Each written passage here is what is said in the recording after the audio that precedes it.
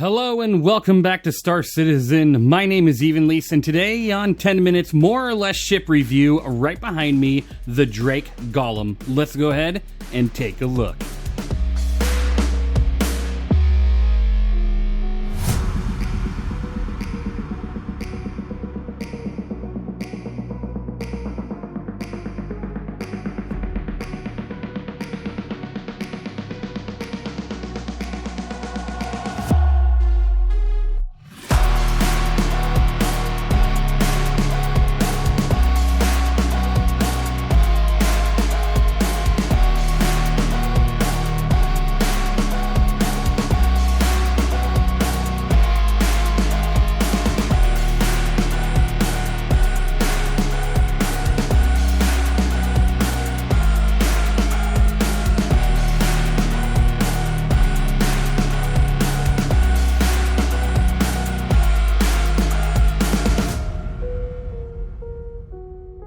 All right, welcome back to another review. Today, taking a look at the Drake Golem. This is the newest ship in the verse, and it is a starter mining ship, which is awesome. The first of its kind, a starter ship in a profession category. And let's go ahead and take a look at that. This ship here, and if you have been watching my channel recently, I do have a giveaway going on for it right now. It's LTI, it's this ship, and it comes with a game pack. So make sure you enter into that. The link is down in the description below, and good luck to everybody that does. You all are amazing, so any chance to give away a ship, I appreciate that. Now, this ship, if you were to buy it on the Pledge Store, it is $55 in warbond. What that means is if you pay real cash right now, you can get this ship $55. Definitely not terrible. Or if you get it with store credit, it is $60. Like I said, I feel like this ship is pretty much worth it all around just because of its capability, and it's such a small ship, which I'll show you in just a moment. Now, this ship does have a 3-minute claim time with a 45-second expedited time. So even if you get destroyed, hopefully not, but if you overload a rock and you just get cracked in half, you can get back out there mining within 45 seconds. Well, of course, after spawning, running across the station. So maybe about a minute and a half and you're back in the sky. You're out there looking for rocks and you're having a great time. But I'll tell you, this ship here, just like pretty much any other, profession ship out there, it does have some firepower to it. There is some protection that this ship has, even though you're really not going to be doing much other than scratching the paint of other ships. It does have something, and that outputs 234 damage per second due to the two size 1 CF-117 Bulldogs on the front of this ship. And given the fact that it's a Drake ship, it actually has 2 missiles as well. 2 size 1 Spark 1 missiles. I'm going to say firepower, okay, it's an industry ship, but it doesn't have much firepower. There's not much else protecting this ship. You're not going to be able to do too much with those guns. Honestly, if anything attacks you, it's better to just get out of there as quick as you can, because these guns aren't going to put up much of a fight against a player target. If you're going against an AI, it just depends on the situation. It's hit and miss. It just depends on the AI at the time, the server, the ship they're using. You could just stick on them for 20 minutes and destroy them over time. So that is something. But any sort of player contact, it's best to get out of there. Now, this ship does have a very long mining arm at the top of it that extends out, and then the laser head on the top, the mining head, rotates around and is able to fire from that point. And it is a size 1 Pitman mining laser, and it is bespoke. So that means you were not changing out the laser head on this ship at all. This is a beginning mining ship, so they just built this ship so you can get the ropes of mining, and then you can upgrade to something like the Prospector and, hopefully someday something bigger. But nope, it's bespoke. You can't change the head, but you do have the option to add 2 size 1 mining modules because it does have the slots for that, which is quite great, helping to hopefully crack something just a little bit bigger than what it can crack stock. And it's been a lot of fun. Honestly, I've found some rocks that have been crackable over in the Hurston area off of like the moon of Magda, and I've been having a great time. One run ran me about 100,000 UEC, and I did not mind that for a starting ship. It's quite the profit, especially since you really don't have to put anything into it. You just find the right rocks, crack them open, take the stuff, and get out of there. And you'll be surprised, this thing does carry the same amount as something like the Prospector because of the pretty big sizable bags on the middle of the chassis there. Now, the ship does have one size 1 shield generator, outputting 1,850 bubble shield, which honestly, in my opinion, is an industry ship, and it's a ship that requires that you're close to big rocks a lot that could potentially overload, blow up, and just rip you apart. So I'm just a little saddened that there's not 2 of these shield generators, allowing you to have a little bit more protection against that impact. But outside of that, you do have 17,300 ship HP, which is actually pretty good because it's a starter ship, and that hopefully will take some of the brunt of an explosion in front of you. But if it doesn't, like I said, get out of there.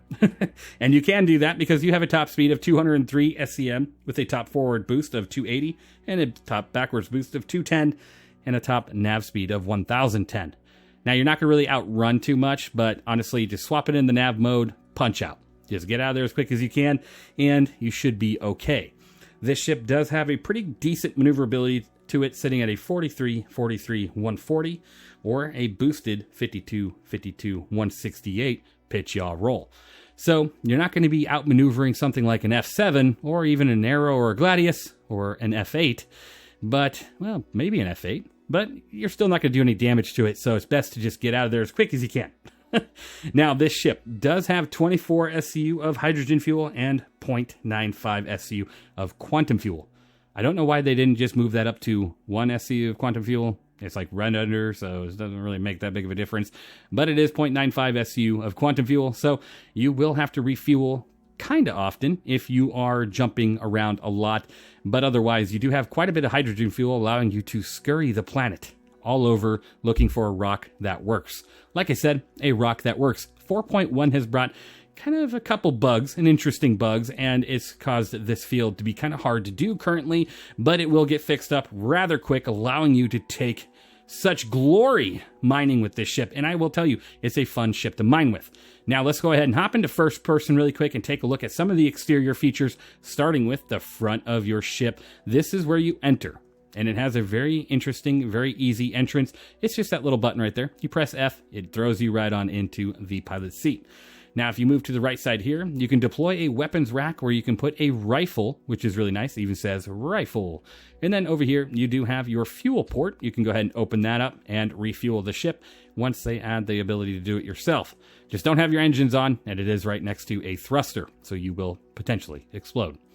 Now, over here, you do have another weapons rack with a pistol area and a area to hold your tools, like a medical beam or a tractor beam. So go ahead and close that up.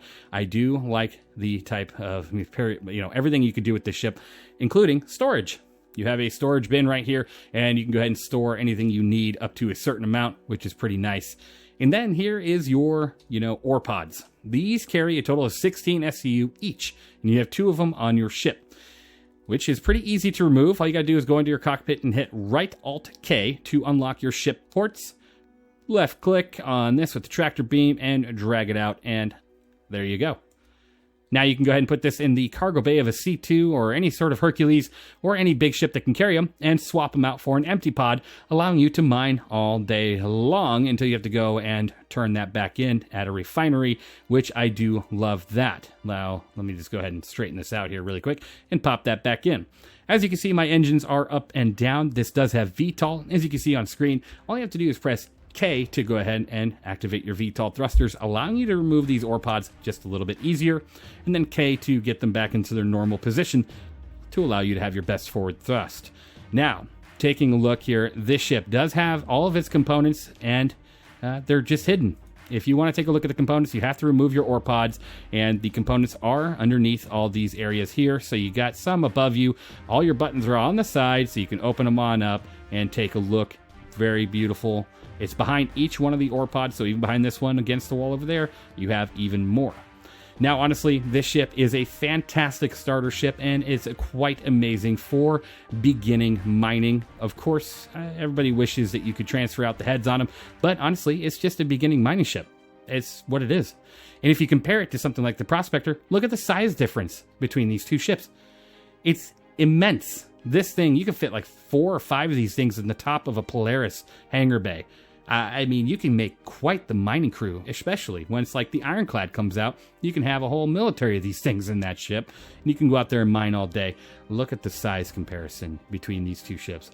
Now, honestly, though, my score will reflect the fact that there is no living area in this ship, like every other industrial ship, as well as, you know, a little bit of a lack on your shield and your firepower. Of course, firepower, you wouldn't expect it to have a big amount, but it is an industrious ship where you would hope to protect yourself a little bit more. So my score overall is a 74 out of 100. It is still an amazing ship to get, especially if you're new to the field or you just want a mining vessel for under $100. Buy it immediately. It is a ton of fun. But my score is only reflective of, you know, the lacking living area. If it had that living area, it would be up in the 80s. And if it had a little bit more shield, of course, just a little bit more points right there and there, right? But otherwise, thank you for watching. I hope you enjoyed. Let me know what you think of the Drake Golem in the comments down below. I think it's a fantastic ship. I hope everybody has a chance to own one of these one day, whether it's in-game or purchasing it with real money. Thank you for watching. Thank you for being here. And good luck in the giveaway. I'll see you all in the next one.